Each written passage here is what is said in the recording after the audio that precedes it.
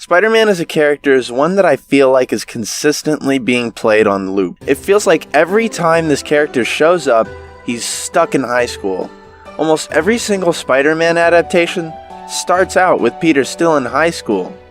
You could probably count on 4 sets of hands how many Spider-Man adaptations have Peter start out this way. Tobey, Andrew, Tom, Spectacular, Ultimate, the Ultimate TV show, the terrible 2019 show, and probably much, much more. Which I suppose is fair for some of these. A lot of them are origin stories. Tobey was a lot of people's first time seeing Spider-Man, including me. So it's fair that he has to be in high school so we can show him actually becoming Spider-Man. But from Tobey onward, it sort of feels like there's less and less of a reason for Peter to be so young all the time. Sometimes I wonder what the MCU would have been like if Spider-Man just showed up, but he wasn't as young as Holland. Maybe he's a college student, or maybe even a bit older, and all the tired stories of high school Peter we've heard a million times have already passed through him. It's not to say that some of them aren't good stories, of course. I still enjoy all of Spectacular Spider-Man, despite half the story, including high school. But these stories aren't made better by the fact these characters are locked into a school. It's the fact that these characters are even together and interacting in the first place and dealing with the consequences of one of their friends being Spider-Man. As long as you have these characters in an environment where they can interact with each other, it doesn't really matter where they are. That's one of the things I love so much about the MTV Spider-Man that just came to Disney+. They were in college, so they could hang out way more due to a looser schooling schedule. Instead of being tied down by 8 classes in a row all day, and you just have to hope your friends are in some of them. And they cuss in this show. It's awesome. I literally gasped when I heard Mary Jane say the word bitch. I lost my mind. Your midterm. I've heard her midterm is a real bitch. But anyway, the core issue with a lot of recent Spider-Man media writing is that they don't really allow the character to change for very long. Before setting him back to where he was when we first saw him, you can only replay the glory days for so long before I want to watch something else. And this resetting either happens with reboots or just within the story itself. Like with MCU Spider-Man. Watching all the MCU Spider-Man movies back to back, the core lesson feels about exactly the same each time. Peter is too naive, and he has to become more mature. I love a lot about those movies, but they're a staple of my issue. Spider-Man is constantly losing character progression and establishment, which brings me to one of my favorite versions of the character that I've seen in years.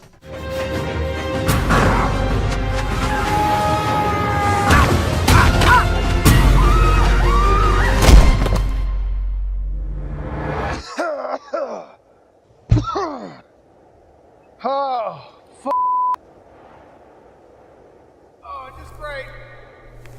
Great.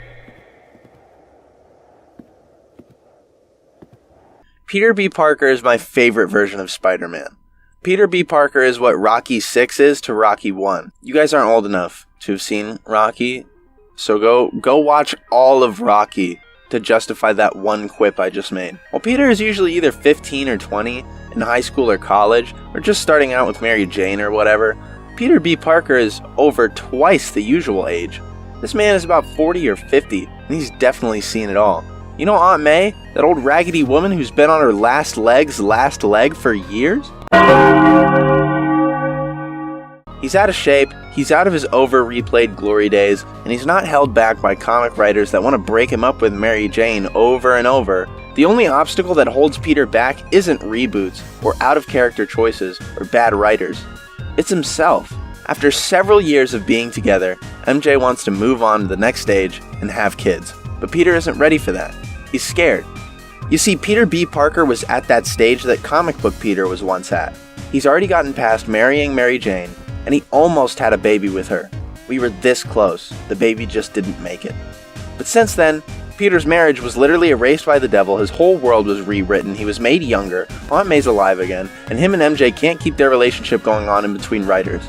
Hell, I'm pretty sure that in the new Spider-Man run, they literally did a time jump, and after the time jump, Peter and MJ were just broken up, no explanation given yet, and MJ literally had kids with another man. I fucking hate these people. Anyway, as I was saying, many Spider-Man readers feel like they've been fighting to have Peter pick back up where he last was. with Mary Jane about to have a baby. Hell, it makes it even worse that there was an alternate universe Spider-Man comic where the baby actually made it and grew up to be Spider-Girl, and fans loved this version of Peter within these comics. And they're tired of seeing this same Peter fall back down the stairs over and over and over again whenever they get switched to a new writer. They just want him to get to the second floor already. But this Peter isn't that same stair falling down Peter again. He might not look like it, but this is actually a fresh new Peter. And he's so close to the point that people have wanted him to go back to for years. And he actually progresses as a character. And the change is real, you can see it.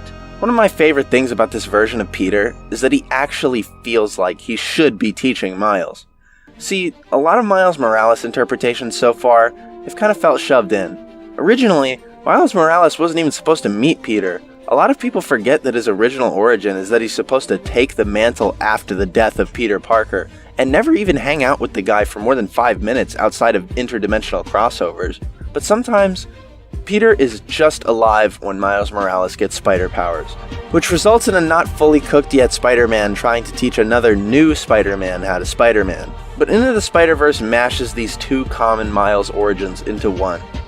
Miles still takes the mantle from a dead Peter, but Peter, even if it's not the same one, still has to teach him how to be Spider-Man. This version of Peter actually feels right to teach Miles.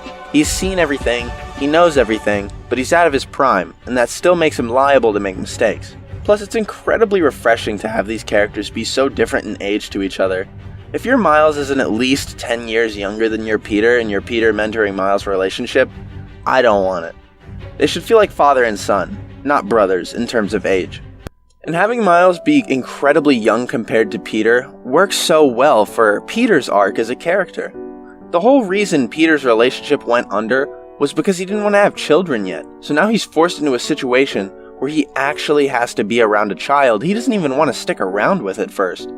This slowly progresses into Peter seeing the value in their relationship, feeling good about Miles, and actually caring for Miles when he really needs it. It's through Miles that Peter realizes the value in having a child. And it all comes together when Peter can't help but tell Miles that he loves him and that he's so proud of him. It makes this profession of his pride to Miles so much more heart-wrenching when you realize that Peter thought he was going to have to sacrifice himself to save the universe just minutes earlier. He thought Miles wouldn't be enough to save the universe, and he thought he failed as a teacher. So when he sees a different Mary Jane, he tells her that he's sorry for failing her, because in his own sad way, that's the only closure he's going to get before he sends himself off to die. At the end of the movie, Peter changes. He's sent back off to his own universe, but this time he has faith in himself. He has faith that he can actually change as a person, and he knows there's not going to be several flights of stairs to fall down to reset him afterward. He knows he can change, and at the end of the movie, he's finally given the courage to do so. So now that I've shown you the man who could climb the stairs, let's finally get to the man who can't. It's so stupid that even Jerry Conway, one of the most influential Spider-Man writers of all time, agrees with the sentiment that Peter needs to keep falling down the stairs. I already made a tweet about this, but the fact that Peter B. Parker even exists debunks the idea that Peter needs to be young to be appealing, because young people only want to see themselves in a young Spider-Man or whatever. I am only 19 years old, and I find Peter B. Parker to be one of the most relatable and appealing versions of Spider-Man out there. I don't care if he's more than 20 years older than me. I see a lot of myself in him. Sad, not sure where life is going, unmotivated, and most importantly, burnt out. I love Spider-Man, but there's a reason my special interest has shifted way more from the character and more towards the costumes of Spider-Man. It's because sometimes the person under the mask is the same one I already know everything about. Because he won't change.